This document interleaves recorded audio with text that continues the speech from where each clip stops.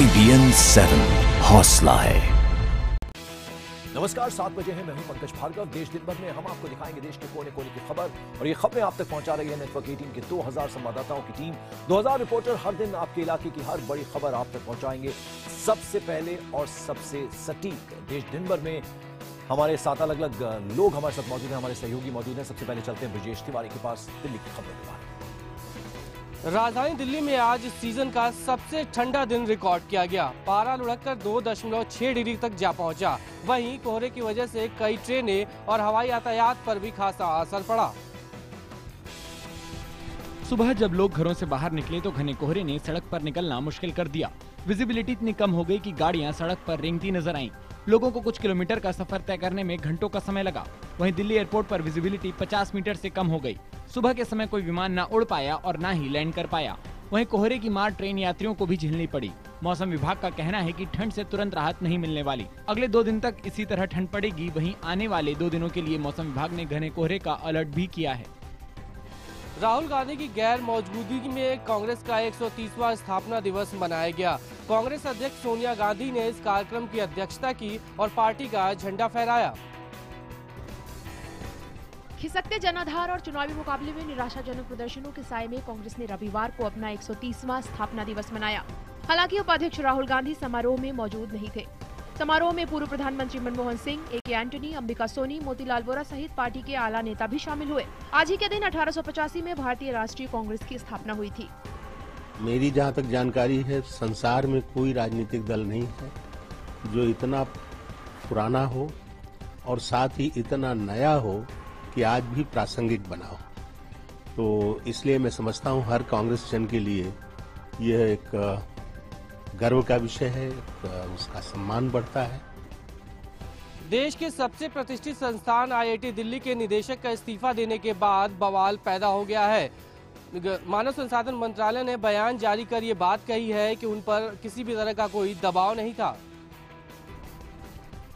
मानव संसाधन विकास मंत्रालय एक बार फिर चर्चा में है। देश के प्रतिष्ठित शिक्षा संस्थान IIT दिल्ली के निदेशक RK शिवगांवकर ने अचानक इस्तीफा दे दिया और खबर आई कि मंत्रालय के दबाव के कारण उन्होंने ये इस्तीफा दिया है। कहा गया कि पूर्व क्रिकेटर सचिन तेंदुलकर को क्रिकेट अकादमी खोलने के लिए IIT दिल्ली का मैदान देने और बीजेपी नेता सुब्रमण्यम स्वामी के वेतन के रूप में बकाया 70 लाख रुपए की अदायगी के लिए निदेशक पर दबाव बनाया जा रहा था। सुब्रमण्यम स्वामी IIT दिल्ली में पढ़ाते थे। शिवगांवकर ने इस्तीफे की बात तो स्वीकारी, लेकिन कारण बताने से इनकार कर दिया।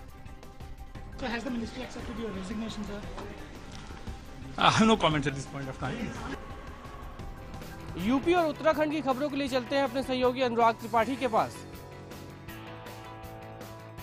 उत्तर भारत में ठंड का प्रकोप कम होने का नाम नहीं ले रहा है। यूपी में बीते 24 घंटे के दरमियान 5 लोगों की मौत की खबर है। मौसम विभाग की माने तो आने वाले वक्त में ठंड का कहर इसी तरह बढ़ता रहेगा। कड़ाके की ठंड ने पिछले 24 घंटों में 10 लोगों की जान ले ली। यूपी में 5 लोगों की मौत हो गई है, जबकि पंजाब में 2 लोग ठंड से मारे जा चुके हैं। ठंड की वजह से कोहरा भी बढ़ गया है। वहीं मौसम विभाग ने आने वाले दिनों में ठंड और बढ़ने की बात कही है। मौसम विभाग के मुताबिक कोहरा और घना होगा और फिलहाल लोगों को ठंड से राहत नहीं मिलेगी। यूपी की राजधानी लखनऊ समेत कई शहरों में लोग ठंड और कोहरे से परेशान हैं। बिहार, पंजाब और राजस्थान के कई शहरों में भी कड़ाके की ठंड पड़ रही है और लोग घरों में ही दुबके रहने को मजबूर हैं। आमिर खान की पीके की मुसीबत कम होने का नाम नहीं ले रही।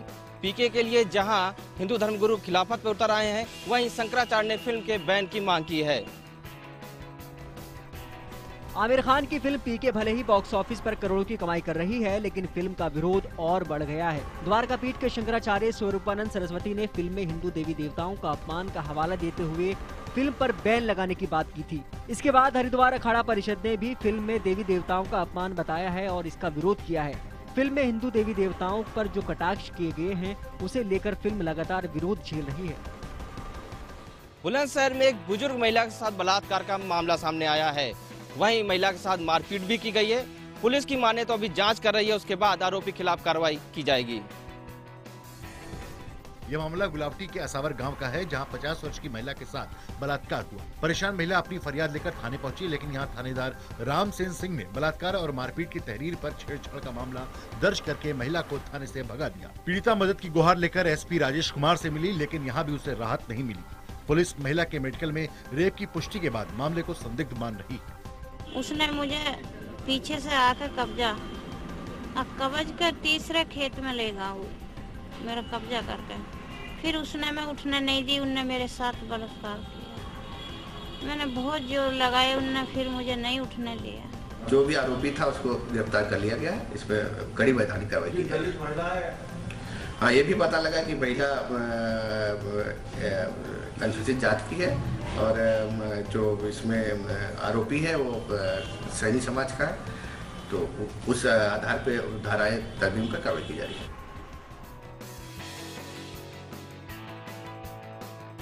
संगम नगरी में तंबुओं का शहर बसने लगा है। माघ मेले की शान कहे जाने वाले कल्पवासी भी संगम नगरी में पहुंचने लगे हैं। एक माह तक ये कल्पवासी संगम की रेत में संकल्प लेकर मोक्ष की प्राप्ति के लिए जप तप करेंगे। हालांकि माघ मेले की औपचारिक शुरुआत 5 जनवरी के पौष पूर्णिमा के स्नान पर्व के साथ शुरू होगी, लेकिन संगम नगरी से भक्तों के आने का सिलसिला वहां लगातार जारी है। इलाहाबाद में गंगा का पानी काला होने और माघ मेले में फैली अव्यवस्था से नाराज बीजेपी के कार्यकर्ताओं ने मेला ऑफिस पर प्रदर्शन किया। प्रदर्शन के दौरान बीजेपी कार्यकर्ताओं ने मेला ऑफिस में तालाबंदी कर मेलाधिकारी और मेला स्टाफ को घंटों बंधक भी बनाए रखा।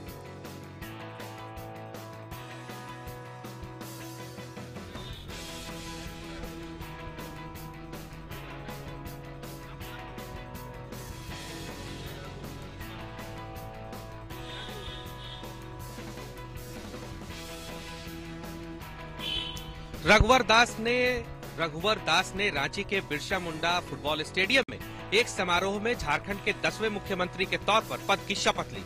राज्यपाल सैयद अहमद ने उन्हें शपथ दिलाई। जबकि ऐसे मुख्यमंत्री रघुवर दास के बाद नीलकंठ सिंह मुंडा, सीपी सिंह, लुइस मरांडी और चंद्र प्रकाश चौधरी ने पद और गोपनीयता की शपथ ली।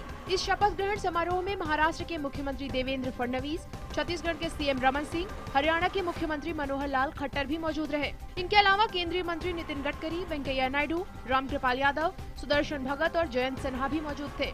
दास झारखंड के पहले गैर आदिवासी मुख्यमंत्री हैं। रघुवर दास ने अपने शपथ ग्रहण के बाद एक मलिन बस्ती में पहुंचकर झारखंड स्वच्छता अभियान की शुरुआत की। मुख्यमंत्री ने खुद अपने हाथों से झाड़ू लिया और गंदगी को साफ किया। सिखों के 10वें गुरु गोविंद सिंह महाराज का 348वां प्रकाश उत्सव आज पूरे धूमधाम के साथ मनाया जा रहा है। गुरु महाराज की जन्मस्थली पटना सिटी के तख्त श्री हरि मंदिर में आज देश विदेश से आए हजारों की संख्या में श्रद्धालुओं ने अखंड पाठ में हिस्सा लिया।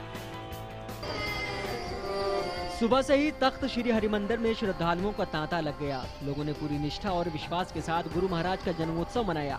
गुरु पर्व को लेकर जहां सिख संगतों में खासा उत्साह देखा गया, वहीं स्थानीय लोगों में भी इस पर्व को लेकर विशेष उमंग देखी गई। इस दौरान भारी संख्या में पुलिस बल गुरुद्वारा परिसर में मौजूद दिखा। श्रद्धालुओं की सेवा में गुरुद्वारा प्रबंधक कमेटी पूरी तरह सक्रिय दिखी।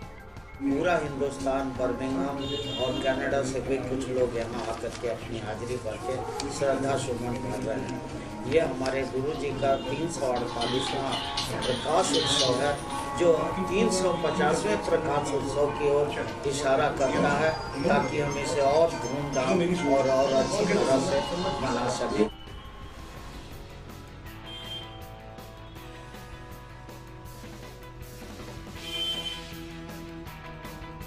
बिहार में पटना हटिया पाटलिपुत्र एक्सप्रेस में सशस्त्र अपराधियों ने 2 एसी कोच और इसमें लगे एक स्लीपर में जमकर लूटपाट की। जीआरपी के मुताबिक 2 से 2.5 लाख रुपयों की लूट हुई है। लगभग 20 से 25 अपराधियों ने रात 10 बजे के आसपास सिमुलतला स्टेशन से कुछ दूरी पर चैन पुलिंग कर गाड़ी को रोक लिया और एसी कोच का शीशा तोड़कर अंदर प्रवेश कर गए। अपराधियों ने लगभग 1 घंटे तक ट्रेन में लूटपाट की और यात्रियों से कैश सहित अन्य बहुमूल्य सामान और कपड़े तक लूट लिए। महिलाओं से भी उनके जेवरात और अन्य कीमती सामान लूट लिए गए। घटना के बाद गाड़ी जसीडीह स्टेशन पहुंची, जहां पीड़ित यात्रियों ने रेल प्रशासन को इसकी सूचना दी। कोई भी पुलिस पार्टी नहीं थी यहाँ पे। अच्छा। हाँ, ये AC first, AC second and AC first. वो करीब 10 से 15 आदमी। कान का ले गए हैं सब, पर्स ले गए, मोबाइल ले गए सब। आदमी सोया हुआ था, आके उठ के सब मारने लगे लेडीज लोग को। सुरक्षा कुछ थी क्या? नहीं, कुछ नहीं। उधर बिहार के सहरसा में ठंड से अब तक 12 लोगों की मौत हो चुकी है। सुबह गहरे कुहासे के बाद दिन भर धुंध छाई रही। प्रशासन की तरफ से अलाव की कोई व्यवस्था नहीं की गई, जिसके कारण लोगों को खासी परेशानियों का सामना करना पड़ा। कोचिंग खुले होने के कारण छात्र छात्राओं को काफी परेशानी का सामना करना पड़ रहा है। भागलपुर के आदमपुर में एक नवजात का शव मिला। दोपहर में कूड़ा चुनने वाली महिला ने सबसे पहले नवजात को देखा और फिर अगल बगल के लोगों को खबर की। उस समय बालक के जीवित होने की बात कही जा रही थी, लेकिन मेडिकल जांच से साफ हुआ कि नवजात की मौत हो चुकी है।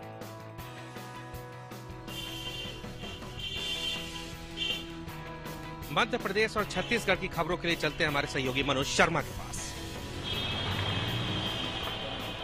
मध्य प्रदेश के छतरपुर में एक पूर्व महिला सरपंच ने तहसील के दफ्तर की छत से कूदकर खुदकुशी करने की कोशिश की। महिला का आरोप है कि नायब तहसीलदार और उसके साथियों ने पैसा लेकर भी, यानी घूस लेकर भी उसका काम नहीं किया। बटसरेड्डी की पूर्व सरपंच मुन्नीबाई राजपूत के मुताबिक गांव के 10 लोगों के बीपीएल कार्ड बनाने के लिए उसने 50,000 की राशि रिश्वत के रूप में नायब तहसीलदार को पिछले साल दी थी, लेकिन 1 साल से लगातार महिला के दिए हुए काम को नहीं किया गया। काम न होने पर महिला ने रिश्वत में दी गई राशि वापस मांगी तो इन अधिकारियों ने देने से इनकार कर दिया। इसी से परेशान होकर महिला ने तहसील की छत से आत्महत्या करने का प्रयास किया, जिस पर वहाँ पे मौजूद लोगों ने उसे बचा लिया।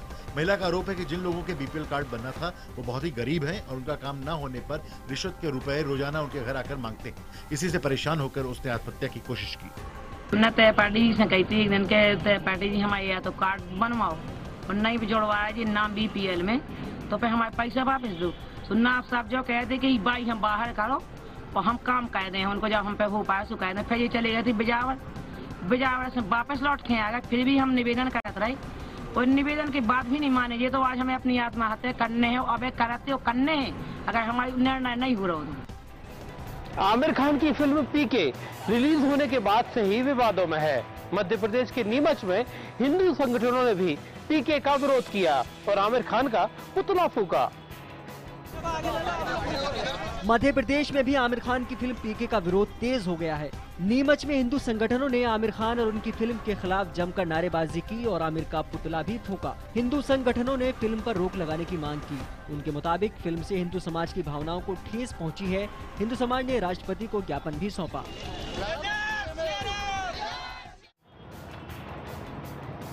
शंकराचार्य के साथ अब पीके के विरोध में योग गुरु बाबा रामदेव भी उतर आए हैं। मुंबई में अंधेरी के संगम सिनेमा हॉल के बाहर वीएचपी कार्यकर्ता जुटे और फिल्म पीके के खिलाफ प्रदर्शन किया। योग गुरु बाबा रामदेव ने भी फिल्म पीके का विरोध किया है। बाबा रामदेव ने कहा कि ईसाई और इस्लाम धर्म के खिलाफ कुछ भी बोलने या करने से पहले लोग 100 बार सोचते हैं, लेकिन हिंदू धर्म के खिलाफ कोई भी कुछ भी बोल देता है। ये बहुत ही शर्मनाक है और ऐसे जो करने वाले लोग हैं उनका बहिष्कार होना चाहिए समाज में और ऐसी फिल्मों का भी बहिष्कार होना चाहिए।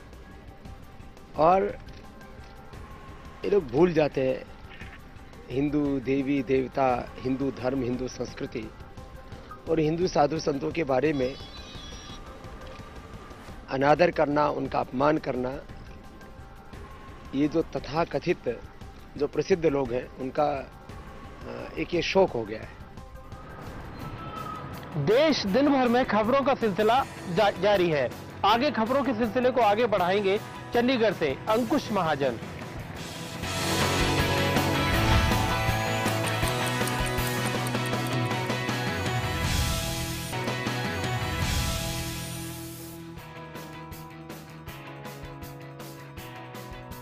चंडीगढ़ में सर्दी ने पिछले कई सालों के रिकॉर्ड तोड़ दिए हैं। बढ़ती ठंड ने लोगों की दिक्कतें बढ़ा दी है। तापमान 5 से 7 डिग्री के बीच चल रहा है।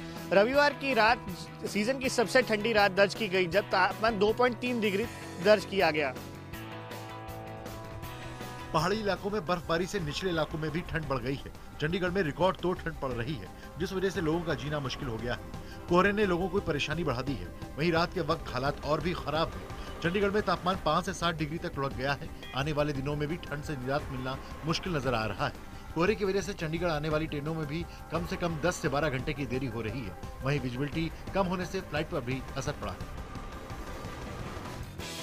हिसार के गांव मोठ में बेसहारा पशुओं के लिए खास तरह का आश्रय तैयार किया गया है। जानवरों के लिए बने इस आश्रय का खर्च फिल्म अभिनेत्री मल्लिका शेरावत उठाएंगी। मल्लिका शेरावत इसी गांव की रहने वाली हैं। मल्लिका शेरावत के गांव मोठ के किसान पिछले काफी समय से बेसहारा पशुओं से काफी परेशान थे।